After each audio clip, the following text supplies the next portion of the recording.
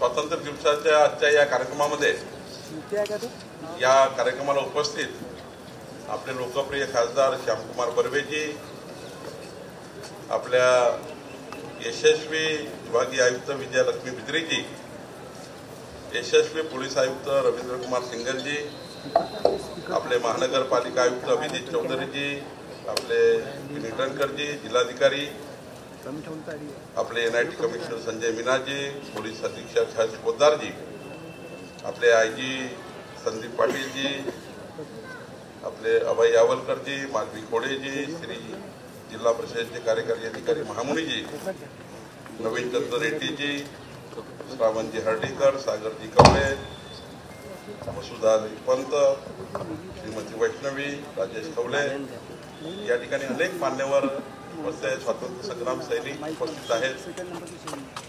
माननीय आमदार, माजी आमदार, खासदार, माजी खासदार, आमचे सर्व या ठिकाणी अनेक मान्यवर विविध क्षेत्रातले अधिकारी उपस्थित आहेत। नागपूरच्या विकासामध्ये ज्यांनी मानाचा तुरा लावलेला असे अनेक मान्यवर या ठिकाणी उपस्थित आहेत। खरं तर या ठिकाणी आपल्याला सर्वांना विदित आहे स्वातंत्र्यासाठी अपार कष्ट आणि स्वातंत्र्यासाठी अपार कष्ट करून कुठली अपेक्षा न ठेवणार आहे असा हा काळ। त्या काळामध्ये फक्त स्वातंत्र्य मिळावं, भारत देश स्वतंत्र व्हावा याकरता या एकाच संकल्पाने ज्यांनी आपल्या अनेक संपूर्ण आयुष्याचं बलिदान दिलं, आपलं संपूर्ण आयुष्यच त्या ठिकाणी स्वातंत्र्याच्या या पर्वाकरता संपवून टाकलं, असे अनेक असा मोठा इतिहास आपल्या भारताच्या स्वातंत्र्याला आपल्याला आहे। आणि या ठिकाणी असलेल्या प्रत्येक व्यक्तीला आपल्या स्वातंत्र्याचा इतिहास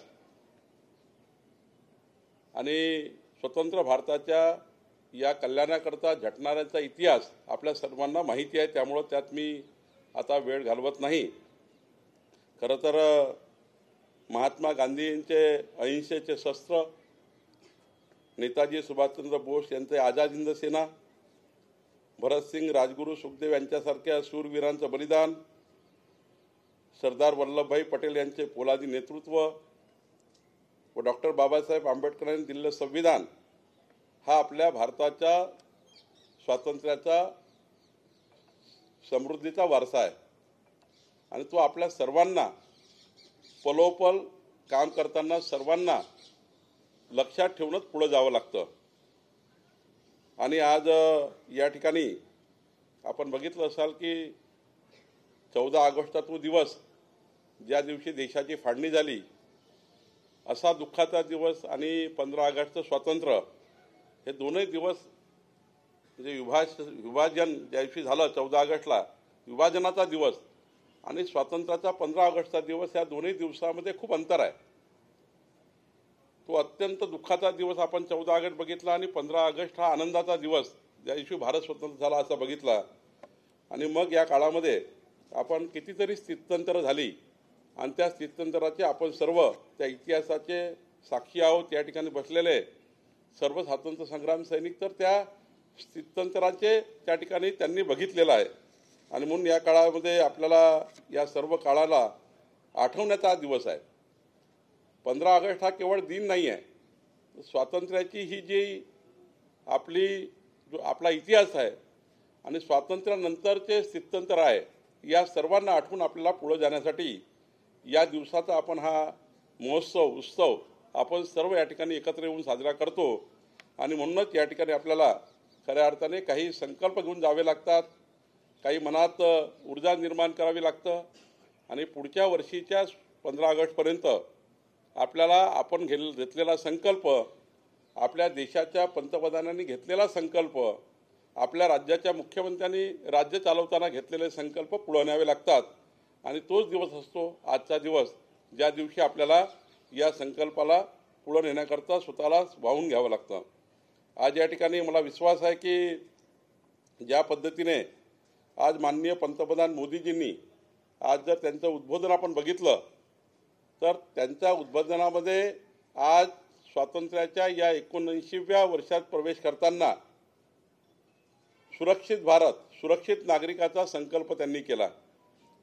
विश्वाच्या 192 देशामध्ये विकसित भारताचा संकल्प मोदीजींनी केला आणि माननीय प्रधानमंत्र्यांनी बोलताना खरं तर विकसित भारताकरता, जगातला सर्वोत्तम भारताकरता भारत देशाने काय काय अचिव्हमेंट केला आहे आणि भारत देश आता कुठे जातो आहे, आत्मनिर्भर भारताचा संकल्प करताना कुठल्याही देशावर विसंबून न राहता सर्व क्षेत्रामध्ये भारत हा आयात करणारा देश नाही तर निर्यात करणारा देश व्हावा, याकरता सर्व क्षेत्र माननीय मोदीजींनी आज पुढे नेण्याचा प्रयत्न केला आहे।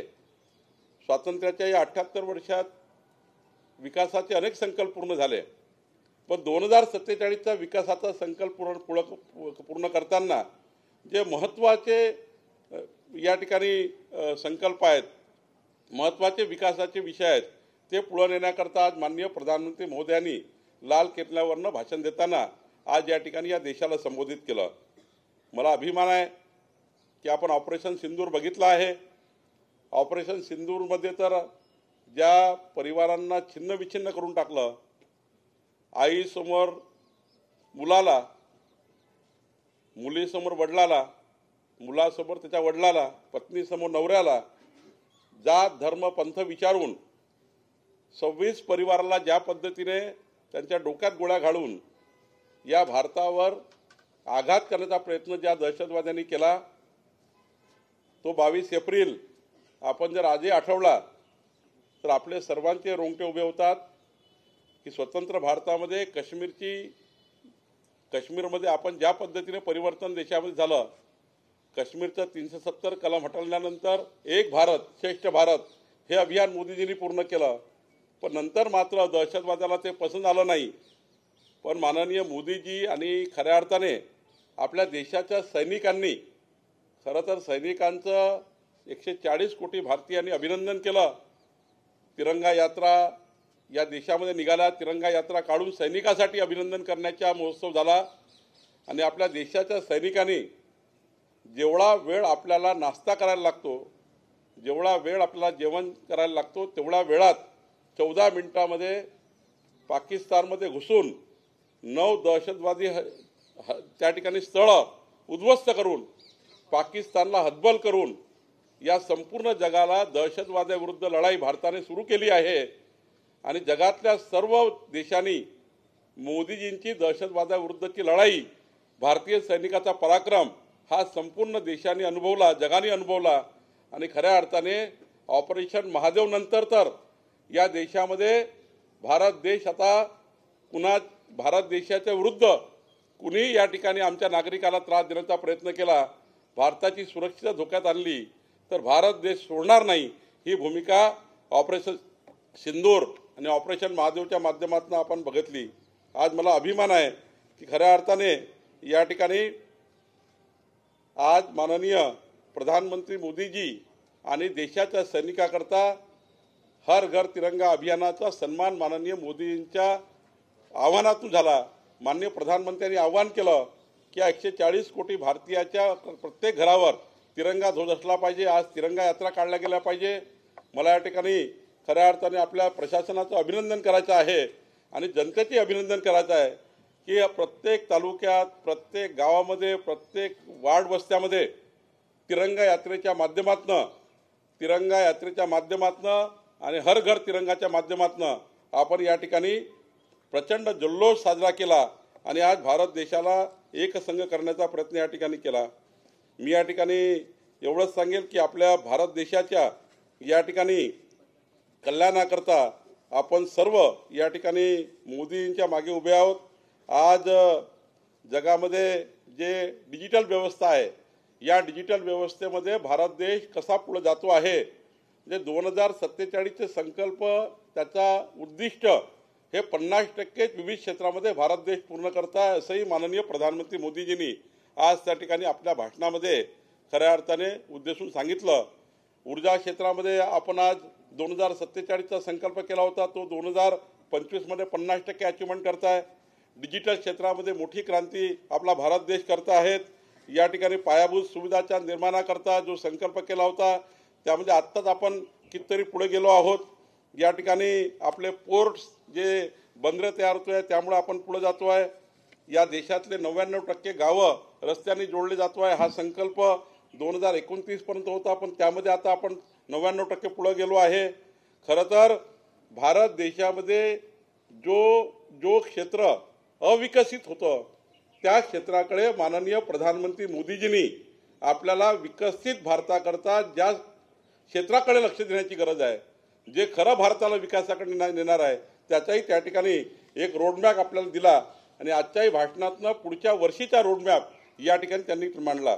मला अभिमान आहे की आज स्वातंत्र्याच्या या दिवशी माननीय मुख्यमंत्री देवेंद्र फडणवीसजी ज्यांनी 2029चा विकसित महाराष्ट्र, 2035चा विकसित महाराष्ट्र, 2047चा विकसित महाराष्ट्र 3 टप्प्यामध्ये महाराष्ट्र कसा कसा विकसित होणार याची टप्पेवारी तयार केली आणि या टप्पेवारीमध्ये जे जे क्षेत्र निवडले त्या क्षेत्रामध्ये आमचं शासन आणि आमचं प्रशासन हे 100 दिवस कार्यक्रम 150 दिवस कार्यक्रमच्या माध्यमातून वेगवेगळ्या क्षेत्रामध्ये पुढे नेण्याकरता वेगवेगळ्या क्षेत्रामध्ये त्या ठिकाणी अचिव्हमेंट करण्याकरता काम करण्याचा संकल्प या ठिकाणी माननीय राज्याचे मुख्यमंत्री देवेंद्र फडणवीसजी करताय, आमचं सरकार करताय। आज मला अभिमान आहे की आज महाराष्ट्राने काय अचिव्हमेंट केलं यावर्षी, तर सर्वात महत्त्वाचं छत्रपती शिवाजी महाराज हिंदवी स्वराज्याचे संस्थापक छत्रपती शिवाजी महाराज यांचे 11 किल्ले आणि तामिळनाडूचा जिंजी किल्ला जो छत्रपती शिवाजी महाराजांचं वैभव होतं, आज मी माननीय प्रधानमंत्री मोदींचा आभार मानतो, माननीय मुख्यमंत्री महोदयांचा आभार मानतो। खरं तर आज आपल्या 12 किल्ल्यांचा या देशातल्या छत्रपती शिवाजी महाराजांचे जे 12 गडकिल्ले ज्या गडकिल्ल्यांनी वैभव या देशाचं महाराष्ट्राचं आहे ते आता युनेस्कोच्या यादीमध्ये जागतिक युनेस्कोचा वारसा आता ठरलेले आहे आणि त्यामुळं एक मोठं अभिमानाचं कार्य या ठिकाणी आपल्या महाराष्ट्रामध्ये झालं। आज या ठिकाणी मला अभिमान आहे, या महाराष्ट्रामध्ये आम्ही सांगितलं होतं शेवटी एखाद्या निवडणुकीचा जो आम्ही संकल्प करतो, संकल्पनामा देतो, जाहीरनामा देतो तेव्हा तो पूर्ण करायचा असतो। मला या ठिकाणी माननीय प्रधानमंत्री मोदींचं आणि माननीय मुख्यमंत्र्यांचं अभिनंदन करायचं आहे, आभार मानायचा आहे। या राज्याला बेघर लोकांना घरं देण्याकरता 30 लाख घरं या राज्यामध्ये देण्याकरता या ठिकाणी आपल्याला मंजुरी मिळाली आणि एक मोठा टप्पा या ठिकाणी आपण पूर्ण करतो आहे। या ठिकाणी मला अभिमान आहे की आपल्या शासनाने या ठिकाणी महाराष्ट्र विशेष जनसुरक्षा कायदा 2024 मला या ठिकाणी संदीप पाटीलचं अभिनंदन करायचं आहे की संदीप पाटील यांनी त्या ठिकाणी माझ्या त्या अध्यक्षतेखाली समिती तयार केली होती माननीय मुख्यमंत्र्यांनी की महाराष्ट्र जनसुरक्षा विधेयक कायदा या महाराष्ट्रात आला पाहिजे, ज्यातनं खऱ्या अर्थाने येणाऱ्या युवा पिढीला नक्षलवादी विचाराकडे नेणारे जे लोक आहेत, ज्या संघटना आहेत त्या संघटनावर त्या ठिकाणी बंदी आणली पाहिजे, त्या संघटना जेरबंद झाल्या पाहिजे। या महाराष्ट्राला माओवाद्याकडे, या महाराष्ट्राला नक्षलवादाकडे, त्या विचाराकडे, त्या लोकांना मदत करणाऱ्या ज्या संघटना आहे, ज्या अनेक राज्यांनी त्यांना बंदी घातलेली आहे, पण असा कायदा महाराष्ट्रात यावा याकरता माझ्या अध्यक्षतेखाली मुख्यमंत्र्यांनी समिती केली। मला अभिमान आहे की संदीप पाटील या ठिकाणी आहेत, त्यांनी या समितीमध्ये जे प्रेझेंटेशन केलं आणि महाराष्ट्र जनसुरक्षा विधेयक कायदा या राज्याला मंजूर झाला। या महाराष्ट्राचं एक मोठं अचिव्हमेंट आहे देवेंद्र फडणवीस सरकारचं, ज्यातनं आपल्याला आज खऱ्या अर्थाने या ठिकाणी संपूर्ण नक्षलवाद माओवाद या ठिकाणी संपून टाकून खेचून काढून या ठिकाणी त्यांना कुठलंही पाठबळ मिळणार नाही अशी व्यवस्था या ठिकाणी उभी झाली। खरं तर महाराष्ट्र राज्य ग्रामीण जीवन ज्योती अभियान सुरू झालं। मला अभिमान आहे की महाराष्ट्रामध्ये सायबर गुन्हे सुरक्षा महामंडळ, शेवटी कुठलंही सरकार असो, सरकारची 2 जबाबदाऱ्या महत्त्वाच्या आहेत। एक जनतेच्या जीवाचं रक्षण करणे, नागरिकांना सुरक्षा देणे ही पहिली जबाबदारी सरकारची आहे, त्याकरता आमचं पोलीस विभाग काम करतं आणि महत्त्वाचं असतं जनतेच्या मालमत्तेचं रक्षण करतं, त्याकरता महसूल विभाग काम करतं। एकीकडे आमचं पोलीस विभाग काम करत आहे, त्याकरता महाराष्ट्र सायबर गुन्हे सुरक्षा महामंडळ तयार होणे महत्त्वाचं होतं, कारण या सायबरच्या माध्यमातून जे गुन्हे त्या ठिकाणी घडतात, सायबर त्याच्यावर लक्ष येतं। असे सोशल मीडियाच्या माध्यमातून या ठिकाणी गुन्ह्याचं प्रमाण वाढलेलं आहे। सोशल मीडियाच्या माध्यमातून ज्या पद्धतीने या ठिकाणी छुप युद्ध या ठिकाणी करण्यात येतं, म्हणजे ही पिढी बिघडवणारं युद्ध करण्यात येतं, त्या युद्धाला तोडून काढण्याचं काम सायबर विभाग करतं. आणि म्हणून या ठिकाणी हे महामंडळ करत असताना माननीय देवेंद्र फडणवीस साहेबांचा आभार मानतो की महाराष्ट्राच्या 14 कोटी जनतेकरता अत्यंत महत्त्वाचा विषय त्यांनी या ठिकाणी सायबर गुन्हे सुरक्षा महामंडळ या ठिकाणी दिलं. महाराष्ट्र खाजगी रोजगार प्रदाता संस्था असेल, नागपूरमध्ये राज्याचं आपत्ती व्यवस्थापन असेल, या सर्व विषयामध्ये या ठिकाणी आपल्याला पुढे जाण्याकरता माननीय देवेंद्र फडणवीसजींनी या राज्याला पुढे नेण्याचं काम केलं. मला अभिमान आहे की आमच्याकडे आज राज्यामध्ये राज्याचा विकास करताना नागपूरची उपराजधानी अत्यंत महत्त्वाची आहे. नागपूरच्या उपराजधानीमध्येही एकीकडे विकसित महाराष्ट्र करताना विकसित उपराजधानी आणि विकसित नागपूर हाही संकल्प करणे आपल्याला आवश्यक आहे. कारण 2047मध्ये देश विकसित होईल, महाराष्ट्र विकसित होईल, पण उपराजधानी महाराष्ट्राची आपली नागपूर हे विकसित झालं पाहिजे, याकरताही अनेक गोष्टी करण्याचा आपण प्रयत्न करतो आहे.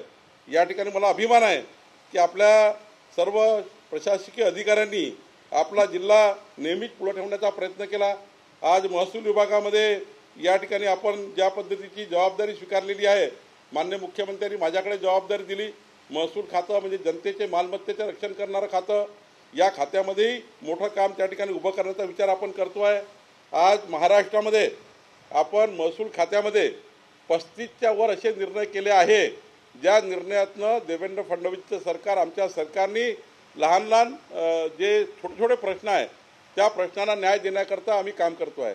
शेवटी कृषीप्रधान भारत निर्माण करताना शेतकऱ्याच्या शेतामधला रस्ता जर नसेल तर शेतकऱ्याचा मुलगा शेतात जाऊ शकणार नाही. शेवटी राज्याचा GDP वाढवायचा असेल तर कृषी उत्पन्न वाढवलं पाहिजे आणि कृषी क्षेत्रातली प्रोडक्टिव्हिटी वाढवली पाहिजे.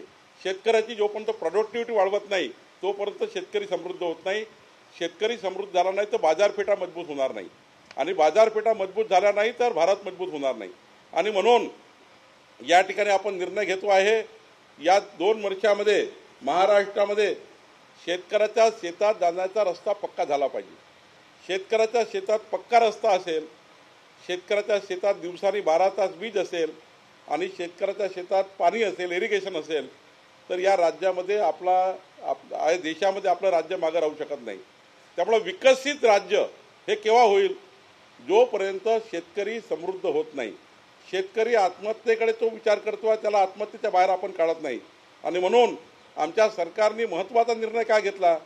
आपल्या सरकारने विचार केला आहे की जो संकल्पनामा दिला, एकीकडे आमच्या महिलांना समृद्ध करण्याकरता, आमच्या महिलांकरता असलेली 2.5 कोटी महिलांकरता असलेली लाडकी बहीण योजना, त्या माध्यमातून पुढचे 5 वर्ष ही योजना सुरू ठेवून आमच्या महिला घटकांना, बचत गटांना, मला तर अभिमान वाटतो आहे की महाराष्ट्रामध्ये आता तर महिला समृद्धी योजनेमध्ये आमच्या महिला बालकल्याण विभागाने एकीकडे महिलांना मजबूत करण्याकरता आमचं सरकार, देवेंद्र फडणवीसांचं सरकार, एकनाथ शिंदेजी, अजितदादांचं सरकार, हे सरकार प्रचंड ताकद 2.5 कोटी आमच्या बहिणीला देऊन प्रत्येक क्षेत्रामध्ये उद्योगामध्ये महिलांना प्राधान्य देऊन आमच्या महाराष्ट्राच्या 7 कोटी महिलांना, त्यापैकी 2.5 कोटी महिला या ठिकाणी समृद्धीकडे निघालेल्या आहेत.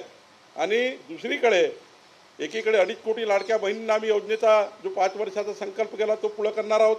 दुसरीकडे आमच्या सरकारने ठरवलं आहे की शेतकऱ्यांना 45 लक्ष शेतकऱ्यांना दिवसाने वीज द्यायची आणि ती दिवसाने वीज देताना 1ही रुपया शेतकऱ्याकडनं घ्यायचा नाही, हाही आपण संकल्प केला. ज्या शेतकऱ्यांना खरंच म्हणजे माननीय देवेंद्र फडणवीसजींनी तर आता परवा जी विधिमंडळामध्ये घोषणा केली, त्या घोषणेमध्ये पेक्षा त्यांनी ज्या पद्धतीचं डिझाईन केलेलं आहे की महाराष्ट्रातल्या अशा शेतकऱ्याचं कर्जमाफ झालं पाहिजे ज्या शेतकऱ्याला खऱ्या कर्जमाफीची गरज आहे. आणि म्हणून ती कर्जमाफी कशी असावी? एखादा व्यक्ती घरी त्या ठिकाणी शेतामध्ये बंगलो बांधतो, त्या ठिकाणी फार्म हाऊस बांधतो, तो कर्ज उचलतो, त्यांना कशाला शेतकऱ्याची कर्जमाफी पाहिजे? ज्या गरीब माणसाच्या घरात काहीच पिकत नाही, ज्यांनी कर्ज उचलला आहे, तो आत्महत्येकडे निघालेला आहे, अशा व्यक्तीचं सर्वेक्षण करून कर्जमाफी केली पाहिजे. याकरताही आपण पुढं काम करण्याचा प्रयत्न करतो आहे.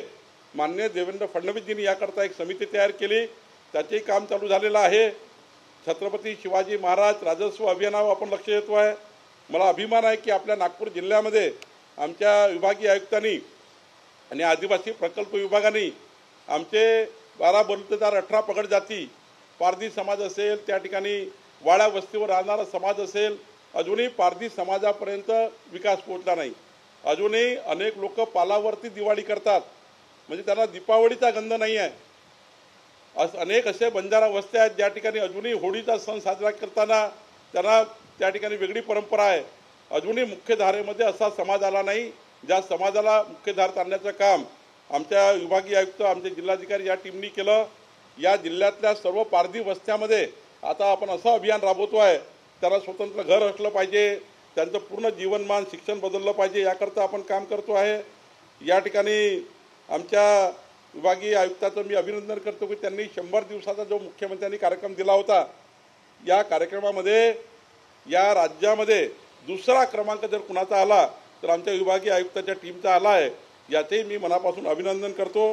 खऱ्या अर्थाने आपल्या सर्वांकरता महत्त्वाची बाब ही आहे की जो 100 दिवस माननीय मुख्यमंत्र्यांचे डिझाईन केलं होतं मार्किंगचं, त्या डिझाईनमध्ये आमचा विभागीय आयुक्तांनी, आमच्या टीमने, महसूल टीमने अत्यंत महत्त्वाचा त्या ठिकाणी काम केलं. या ठिकाणी मी हे सांगू शकतो, आमच्या आता UP निटंकर यांनी सुद्धा या ठिकाणी त्यांचा समन्वय राखून, आता विटंकरला मला 3 वर्ष पूर्ण होत आहे 18 तारखेला, त्या 3 वर्षामध्ये त्यांनी खऱ्या अर्थाने नागपूरच्या प्रत्येक क्षेत्रामध्ये, मी चुकत नसेल तर 3 वर्ष होत आहे, म्हणजे काही वेगळ्या उद्देशाने म्हणत नाही मी, पण 3 वर्षामध्ये खऱ्या अर्थाने आपल्या सर्व 48 प्रशासकीय विभागाचा समतोल राखून या जिल्ह्यामध्ये अविकसित भागाकरता विकास नेण्याकरता त्यांनी चांगला काम केला. खरं तर त्यांना बालस्नेही पुरस्कार, राजीव गांधी प्रशासकीय गतिमानता पुरस्कार आणि अनेक पुरस्कार UP निटंकर यांच्या कार्यशैलीवर त्याला मिळालेले आहेत. त्यांचे अभिनंदन या ठिकाणी मी करू इच्छितो. शेवटी कुठल्याही अधिकाऱ्यांनी जर चांगला काम केला, त्यांचा गौरव या ठिकाणी केला, तर विकसित भारताकरता जो आपण पुढं काम करणार आहोत त्याच्याकरता नवी ऊर्जा या ठिकाणी तयार होतात. या ठिकाणी मिहान प्रकल्पामध्ये आता आपण उंची घेतो आहे. सार्वजनिक वाहतूक मेट्रोमध्ये आपण पुढे जातो आहे. मेट्रोमध्ये तर आपण त्या ठिकाणी 3रा टप्प्याकडे आपण चाललो आहे. हर्डीकरजी यांनी परवा जो प्लान दाखवला, तो प्लान जर आपण इम्प्लिमेंट केला तर नागपूर जिल्हा पूर्ण ग्रोथ सेंटर, या नागपूर जिल्ह्याचे संपूर्ण ग्रोथ सेंटर नागपूरला जोडले जातील, अशी एक चांगली योजना माननीय हर्डीकरजी यांनी, माननीय मुख्यमंत्री मला, नितीनजी गडकरी साहेबांना दाखवली. कारण शेवटी एकीकडे आपल्याला खूप मोठा आधार आहे, आपले मुख्यमंत्री नागपुरामधनं त्या ठिकाणी प्रतिनिधित्व करतात, त्यामुळं जेवढा काही या महाराष्ट्रात विकास होत असताना त्याचा एक पाय नागपूरला लागतो त्या विकासाचा. एकीकडे दुसरा पाय नितीन गडकरी साहेबांचा आहे, जो केंद्रीय मंत्री म्हणून आपल्याला त्या ठिकाणी या नागपूरच्या विकासाकरता मिळाला आहे. हे 100च्या स्पीडनं चालणारा विकासाच्या योजनेमध्ये मग आपण सर्व आहोत. शेवटी तुम्ही आम्ही सर्व मिळून मुख्यमंत्री आणि माननीय नितीन गडकरीजींना जेवढी ताकद देऊ तेवढी त्या पद्धतीने विकासाची योजना पुढे जाणार आहे. मला या ठिकाणी आपल्या ग्रामीण विकासामध्ये आमचे जिल्हा परिषदेचे CO यांनी या ठिकाणी प्रचंड मोठा काम करण्याचा प्रयत्न केला. आता तर त्यांनी प्रत्येक घरी आपल्या विभागातल्या सर्व त्या ठिकाणी डिस्ट्रिक्ट हेडला या जिल्ह्यामध्ये या ठिकाणी घरोघरी पाठवण्याचं काम चालू केला. परवा त्यांनी एक जे सॉफ्टवेअर तयार केलं, त्या सॉफ्टवेअरमध्ये ज्या ज्या अधिकाऱ्यांनी ज्या ज्या गावात जाऊन जी जी संकल्पना पूर्ण करायची आहे, जो जो विकास राबवायचा, त्याचा एक डॅशबोर्ड तयार केला आणि त्या डॅशबोर्डच्या माध्यमातून या नागपूर जिल्ह्याच्या विकासाकरता जे डिपार्टमेंट महत्त्वाचे आहे, शाळा असेल, आरोग्य असेल, शिक्षण असेल, या क्षेत्रामध्ये आपला जिल्हा पुढे गेला पाहिजे. जे पॅरामीटर आहे जिल्ह्याचे ते त्या ठिकाणी पुढे नेले पाहिजे, याकरताही आपण काम करतो आहे. या ठिकाणी आपलं जे समृद्ध पंचायत राज योजना सुरू झाली आहे, त्यामध्ये नागपूर जिल्ह्यात आपले बर्वे साहेब, आपले महामुनी चांगलं काम करत आहे. मला महानगरपालिकेचे अभिनंदन करायचं आहे. आमचे अभिजित चौधरी, त्याने आता जवळपास 3 वर्ष पूर्ण होत आहे आणि 2च झाले का, वेळ आहे. तर त्यांनी सुद्धा या ठिकाणी महानगरपालिकेत शेवटी जो महत्त्वाचा संकल्प माननीय मुख्यमंत्र्याचा आहे की सर्वांसाठी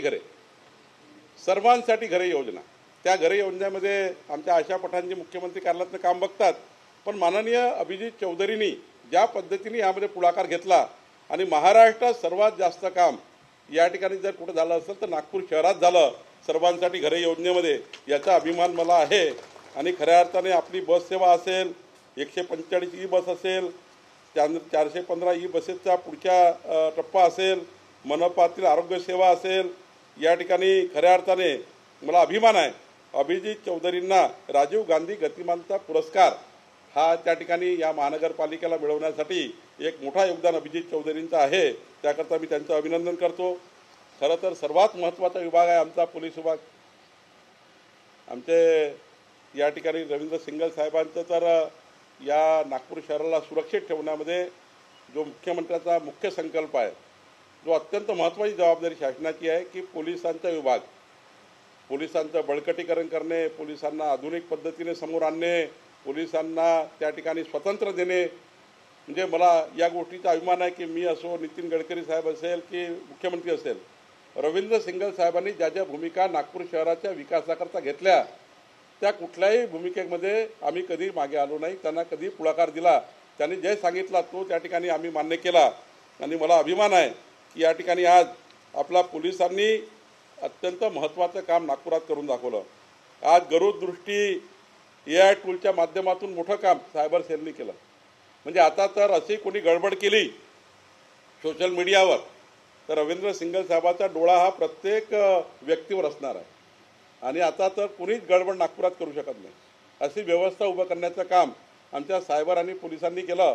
खरं तर मी रवींद्र सिंगल साहेब आणि आपल्या सायबर टीमचे या ठिकाणी अभिनंदन करतो की त्यांनी गरुड दृष्टी एक अत्यंत चांगलं AI सॉफ्टवेअर या ठिकाणी तयार केलं. त्यातनं या ठिकाणी आपल्याला पुढं जाण्याचं काम करताय. मग आर्थिक फसवणूक असेल, फेक न्यूज असेल, ऑनलाईन अंमली तस्करीसारख्या गुन्हे असतील, मला अभिमान आहे आमच्या सर्व टीमने, DCP टीमने उत्कृष्ट काम केलं. मागे तर निकेतन कदम यांच्यावर ज्या पद्धतीने कुऱ्हाडीने हल्ला झाला त्या घटनेचा जर विचार केला तर त्या घटनेमध्ये थोडासाही चूक झाला असता तर निकेतन कदमला त्या ठिकाणी फार मोठी त्यांच्या व्यक्तिगत जीवनाची हानी झाली असती.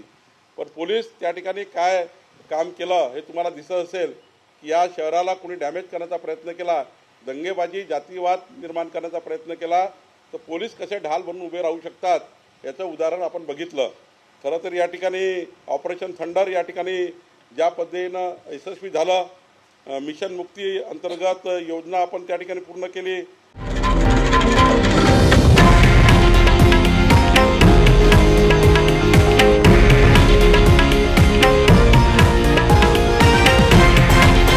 हे आहे देशातील नंबर 1 न्यूज नेटवर्क आणि आपण पाहत आहात TV9 मराठी, एकमेव.